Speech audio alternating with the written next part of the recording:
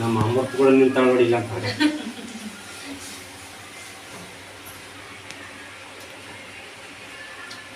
ಇಷ್ಟಕ್ಕೆಲ್ಲ ಅರಿಶಿನ ಹಚ್ಚಿಟ್ಟಿದ್ದೇನಪ್ಪ. ಅದನ್ನ ಮಾಡಿ ಇಟ್ಬಿಟ್ಟಿನಿ. ಏನೆಲ್ಲ ಪೇಸ್ಟ್ ಹಾಕಿದೆ ಅದ್ರಾಗ. ಇವಾಗ ಏನು ಫ್ರೈ ಮಾಡೋದಷ್ಟೇ. ಈಗ ಇದು ಹೆಸರು ಸ್ವಲ್ಪ ಮಸಾಲೆ ಹಾಕ್ಬೇಕ. ಮಸಾಲೆ ಖಾರ ಹಾಕೋದು ಉಪ್ಪು ಹಾಕೋದು ಅಷ್ಟೇ. ಏನು ಮಸಾಲೆ ಹಾಕಿಬಿಟ್ಟು ಇದೇನಿದ್ರು ಇದ್ರಾಗ ನೋಡಮ್ಮ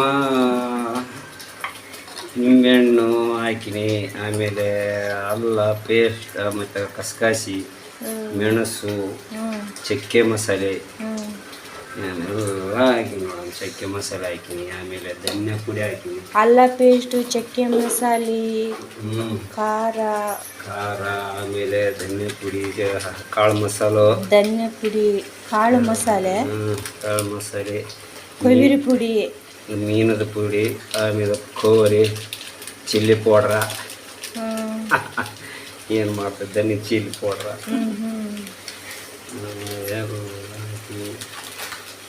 ಹುಂಚೆಹಣ್ಣು ನೀರು ಹಾಕ್ಬೇಕು.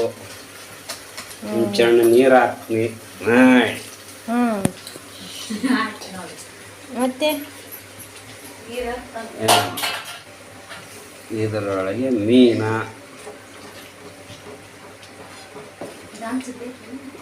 ಸಾಯ್ತ ಮೀನು ಹಾಕ್ತೀನಿ. ಅವಾಗ ಮಾಡಬೇಕು. ಇದು ಗೋಲ್ಡ್ ಕಲರ್ ಬರ್ಬೇಕು. ಗೋಲ್ಡ್ ಕಲರ್ ಬಂದ ಯಾವ್ದು ಬಂತಂದು ಮೀನ ಒಂದು ಕುದಿಗೆ ಆಯ್ತು ಹಾಕೋದು ತೆಗೆದ್ಬಿಡು. 1 kg ಮೀನ. 1 kg ಮೀನು ಅಂದ್ರೆ ಒಂದು ಮೀನು 1 kg. ಹಾಂ, ಅದು ಕಾಟ್ಲ ಮೀನ.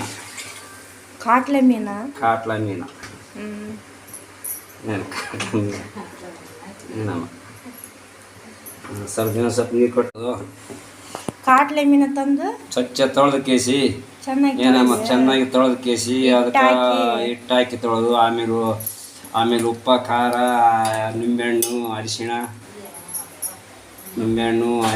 ಏನಮ್ಮ ಆಮೇಲೆ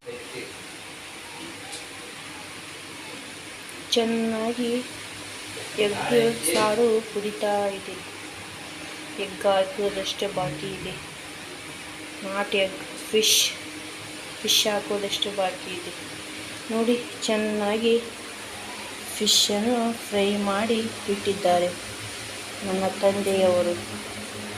ಇವತ್ತಿನ ದಿನ ನನ್ನ ತಂದೆ ಸ್ಪೆಷಲ್ ಮೀನಿನ ಅಡಿಗೆ ರೆಡಿ ಹಾಕ್ತಾ ಇದೆ. ಮೀನು ಹಾಕಿದ್ದಿಲ್ಲ ಮುಚ್ಚಲ.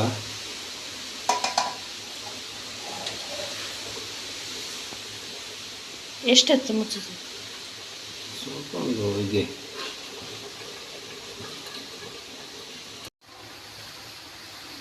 Fish ready.